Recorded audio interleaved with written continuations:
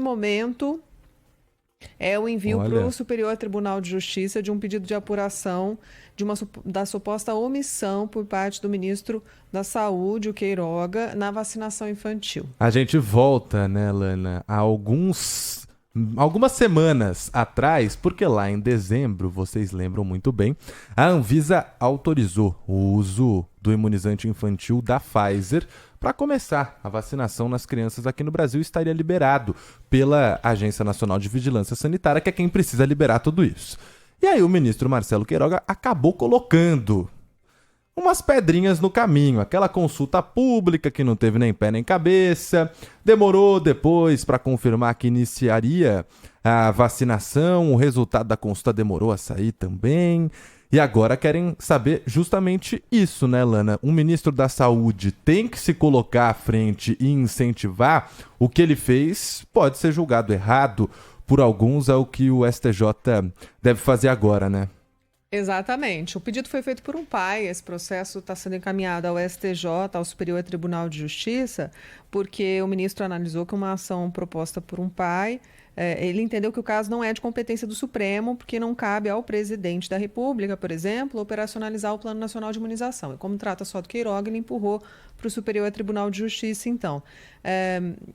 Teve uma polêmica envolvendo esse processo da vacinação, em que o ministro Queiroga apresentou algumas resistências em momentos diferentes, que foram apontadas até pelos setores, pelos representantes das entidades que tratam que representam os profissionais da área da saúde, numa nota de repúdio que a gente tratou desse assunto aqui, quando o Ministério da Saúde dá um passo atrás, assinando uma nota técnica, o secretário de Ciência e Tecnologia, dizendo que tratamentos ineficazes têm mais segurança científica do que a vacina, né? O Hélio Angotti, né? Hélio Angotti. Essa foi a polêmica da semana passada ou antepassada, enfim.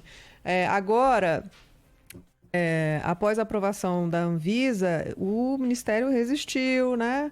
Chegou a fazer, como você disse, lembrou muito bem aquela consulta pública. O presidente Jair Bolsonaro já se manifestou várias vezes, colocando em xeque a vacinação de crianças, dizendo que não ia ser obrigatório em momento nenhum.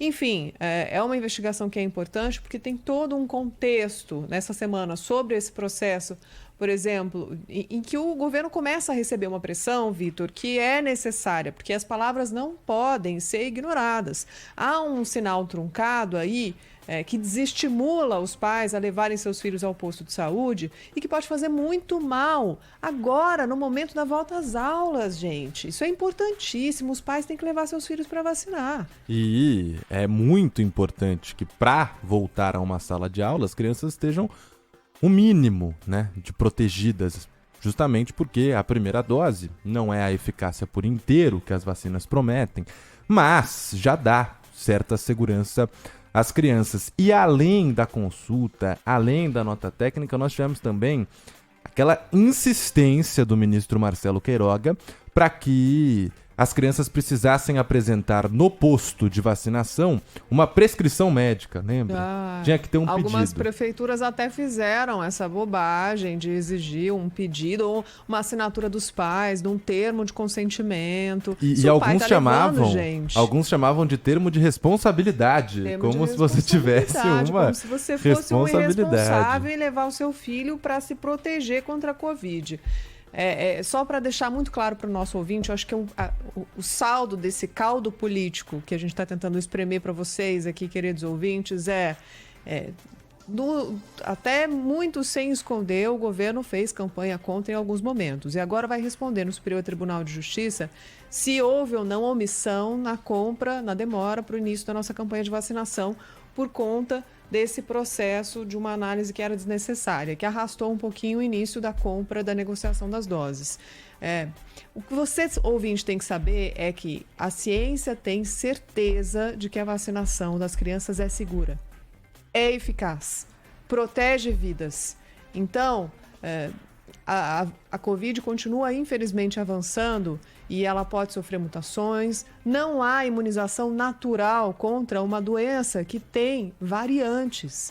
O vírus está mudando o tempo todo. A imunização natural dura pouquíssimo tempo, segundo os especialistas, e ela não é garantia de nada. A única proteção confiável é a vacina. Não há registro de mortes envolvendo crianças com relação à vacina. Eu queria voltar a falar sobre o caso da Damares Alves, da ministra da Mulher e da Família, porque acho que a gente não passou falar sobre esse assunto aqui no Bastidores do Poder, porque ela protagonizou uma das cenas mais terríveis desse período da vacinação infantil, que foi aquele caso envolvendo uma menina de São Paulo que teve um problema depois de ter tomado a vacina. A Secretaria de Saúde do Estado de São Paulo, o hospital responsável e até o Ministério da Saúde confirmaram que não há relação no problema de saúde que a menina teve com a dose de vacina que ela recebeu. Todo mundo falou isso. E a Damares não só visitou o hospital onde a menina estava internada, colocou o presidente para falar com a menina, como publicou isso nas redes sociais, campanha para o Senado, bandeira negacionismo. É vergonhoso, gente. É vergonhoso. Ela já, no momento em que ela publica que foi visitar a família, ela cita que a menina tomou a dose da vacina no dia que passou mal, como se uma coisa tivesse relação com a outra, sendo que o hospital já tinha descartado a relação. Não há relação. No caso dela, e nenhum, provavelmente. Muitos estão sendo investigados, mas não há risco maior do que estar exposto à Covid para uma criança. Enfim, é mais um capítulo desse momento tenebroso que o Brasil vive, né? De negacionismo, de achar que a vacina pode fazer mais mal do que a doença, gente. É terrível, Vitor, ter que pontuar isso várias vezes. As pessoas falando em hidroxicloroquina nessa altura do campeonato, meu querido. Não tem condições. Mas, enfim, investigação que segue agora para o Superior Tribunal de Justiça e que merece atenção e publicidade da nossa parte, por isso anota aqui no Bastidores do Poder. E na maioria das vezes, né, Lana, nós temos aqui colocações muito mal feitas por autoridades. E aí tem aquele ditado de que para bom entendedor, meia palavra basta, mas o contrário também funciona, né? Para um mal entendedor, meia palavra basta também.